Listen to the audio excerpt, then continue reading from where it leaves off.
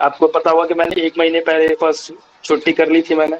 उसके बाद से मैं एक भी दिन मेरा गैप नहीं हुआ है, मैं कंटिन्यूअसली रेगुलर आ रहा हूँ, क्योंकि मुझे पता है एक दिन की अगर छुट्टी हो गई तो अगर कोई टॉपिक निकल गया तो फिर मुझे दिक्कत होनी है। ओके, चलिए तो मैं आपको यही बोल रहा हूँ, I will see being the teacher of the English language, my answer will be same, I will say the same thing, grammar is important, but I am letting you decide, क्योंकि आपका भी एक परसेप्शन होगा या बना होगा, new perception बना होगा। जैसे शान का एक न्यू परसेप्शन ये हो सकता है, और शान के माइंड में भी थोड़ा सा ये होगा, जैसे इन्होंने अभी मेंशन करा कि ग्रामर इंपॉर्टेंट नहीं है इतनी, जैसा हमने लोगों से सुना है। इवन ये सिर्फ आपने लोगों से नहीं, आसपास वालों से नहीं, ये इंस्टा पे काफ़ी एड्स आते हैं, बिना ग्रामर में आपको अटकाए फंसाए, हम आपको ये सिखाएंगे वो सिखाएंगे। तो मेरे पास एक स्टूडेंट आए, ऐड देख के आए थे, तो वो कहते हैं सर ये पॉसिबल है, आप बताओ, आप भी टीचर हो। तो मैंने बोला कि आप एक आध महीने क्लासेस लोगे, आपको आइडिया आ जाएगा, आइडिया लग जाएगा ग्रामर इंपॉर्टेंट है या नहीं है, तो आप खुद डिसाइड करो। बिकॉज मेरा आंसर तो क्लियर होगा ना कि grammar is important. But yes, I would say I think वो लोग क्लियरली बताते नहीं है कि वो उनका कहने का मतलब क्या है, शायद उनका मतलब भी कुछ और है। देखो, ग्रामर इम्पॉर्टेंट है, लेकिन बोलते वक्त इतना ज़्यादा रुक के अपने माइंड को प्रेशराइज करके ग्रामर को सोच के हर बारी नहीं बोलना। कभी कभार चलता है, खुद की प्रैक्टिस आप कर रहे हो। Suppose I am having self conversation, I am having a conversation with myself, so मेरे पास इनफ टाइम है, मैं 2 घंटे में भी एक बात बोलूँ तो मैं खुद को सुनने के लिए पेशेंटली बैठा रहूँगा। Suppose I am becoming 2 characters, Rahul and Rohan. Now Rahul is talking with Rohan, तो वहाँ पे उस कॉन्वर्जेशन में मैं बहुत ज़्यादा माइंड पे स्ट्रेस भी डाल सकता हूँ कि मैं सोचूं इसका क्या आंसर होगा क्या नहीं होगा, ग्रामर के अकॉर्डिंग सोचूं। But in reality nobody has that much time कि वो आपके लिए रुके और आपकी कैलकुलेशन के लिए वो रुक जाए, कि आप माइंड में बना रहे हो कि यहाँ पे हेड आना था, यहाँ पे ये आना था। ये प्रैक्टिस के साथ ही होता है। तो स्टार्टिंग में यू नीड टू प्रैक्टिस। एक बार ये आपने हाथ पकड़ के चलना सीख लिया, फिर आप भागने लग जाते हो। तो ये वही वाली बात है, अभी हाथ पकड़ के चलना आप सीख रहे हो, उसके बाद जब आप भागोगे ना तो ऑटोमेटिकली ग्रामर के अकॉर्डिंग स्ट्रक्चर्स होंगे आपके, स्पीड के अंदर। तो ये प्रैक्टिस की बात है सारी, और कुछ नहीं है। ग्रामर तो सब कराते हैं, जो बोलते हैं ग्रामर नहीं पढ़ाएंगे वो भी टेंसेस तो पढ़ाते हुए पाए जाते हैं। ऐसा नहीं है, ऐसा कोई भी नहीं होगा जो टेंसेस भी ना पढ़ाए, बोले कि बस आपको ग्रामर बस आपको स्पोकन कराएंगे, क्योंकि उसमें हम लोग अपनी मेहनत बचा रहे हैं। फिर मेहनत क्या है, एक टॉपिक दे दिया, लड़वा दिया आपको, 1 घंटे में अपने फ़ोन में लग गया, थोड़ा बहुत करेक्शन कर दिया, यहाँ पे ये नहीं आना था, तो उसमें तो it is easy money for me, I would say, अगर ये कर लेता हूँ। बट दिमाग लगाना, समझना आपको, और आपको आपके अंडरस्टैंडिंग के अकॉर्डिंग समझाना। पैसे तो इस बात के है ना, वरना तो एक टॉपिक पर तो आप बहुत सारे टेलीग्राम पे ऐसे ग्रुप्स हैं, जाओ ज्वाइन करो, डिस्कशन कर लो। वहाँ पे तो किसी को मतलब ही नहीं आप सही बोल रहे हो गलत बोल रहे हो। बट ये चीज़ें इंपॉर्टेंट है। यस शान, आप कुछ कहना चाह रहे थे? एग्जैक्टली, प्रैक्टिस बहुत इंपॉर्टेंट है। जब तक हम प्रैक्टिस नहीं करेंगे, फॉर एग्जांपल पहले मैं भी बहुत ये सोचता था कि मुझसे लोगों ने जो कहा मैंने वो माना कि अपनी फ्लुएंसी पर ध्यान देना है।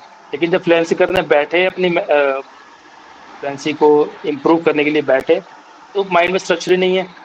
अननेसेसरी पॉजेस बहुत ज़्यादा आ रहा है, बहुत ज़्यादा ये सब कर रहा है। तो बहुत वियर्ड सा लग रहा था, बहुत बुरा सा लग रहा था, ना वोकेबलरी थी ना कुछ था। तो मैंने खुद ही सोचा कि ग्रामर बहुत ज़रूरी है। अब जैसे ये सारी, अब ये अगर हम किसी से बात कर रहे होंगे तो हम ये सारी इतनी सारी जो कंडीशनल, हमने इतने सारे पढ़े, जो पहले टेंसेस बनाओ माइंड के अंदर, फिर कंडीशन बनाओ, फिर उससे ये सारे स्ट्रक्चर को लेकर, तो उसमें काफ़ी टाइम लग सकता है। लेकिन अगर हम इसको कंटिन्यूअसली प्रैक्टिस करते रहें तो वो खुद ही ऑलरेडी माइंड में आ जाएगा हमारे। जैसे कल आपने मुझसे पूछा था कि वहाँ पर आपने मेट्रो में किसी को बात करते सुना कि morning, calling you from morning, I am calling you from morning. तो अब ये, अगर इतनी इसकी इंटेंस, इसकी बेसिक इतनी प्रैक्टिस हो चुकी है कि अगर हम किसी से वैसे ही बात करें तो ये गलत तो नहीं निकलेगा, इतना तो कंफर्म है। तो इसी तरह प्रैक्टिस से ये सब कुछ क्लियर हो जाएगा। तो लेकिन बेटर हो जाएगी फ्लुएंसी भी। हाँ, स्टार्टिंग में आपको बहुत ज़्यादा सोचना पड़ता है।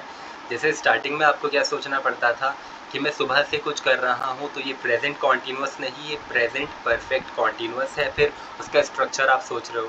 But now it has become automatic. जैसे अभी लाइव आपको दिखा देता हूँ, ठीक है, कोशिश करता हूँ दिखाने की। मैं सुबह से खाना बना रहा हूँ, शान।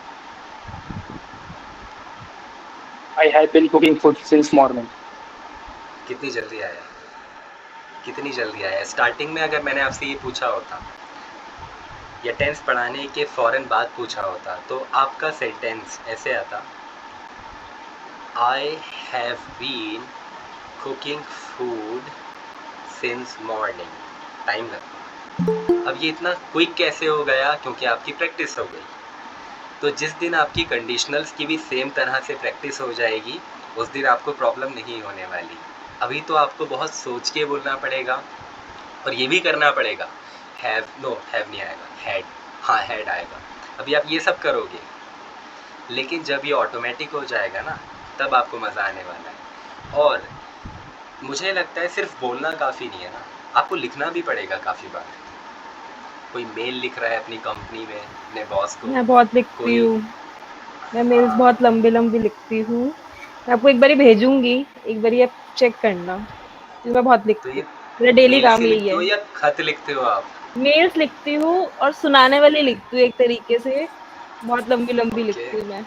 तो एक बारी आप चेक करना, मैं आपको नाइस, भेजूंगी ताकि मुझे भी बिल्कुल पता बिल्कुल। चले, क्योंकि मेरा तो डेली यही काम है। तो कहीं ना कहीं हम आपको उसके लिए भी तैयार कर रहे हैं कि आप लिखो भी सही। अब लोग कहते हैं ना कुछ भी बोलो बोलो, जो बोलोगे वो लिखोगे, कल को लिखा गलत, मान लो आपने आगे चल के ही अपने बच्चे के स्कूल में एप्लीकेशन लिख के दे दी हम्म। और बच्चा आपसे आके बोलता है कि टीचर ने बताया इसमें ग्रामेटिकल मिस्टेक्स हैं, तो अपने फादर को बोलो वो किसी इंग्लिश क्लास को ज्वाइन करें और अपनी अंग्रेज़ी सुधारें। तो कैसा लगेगा?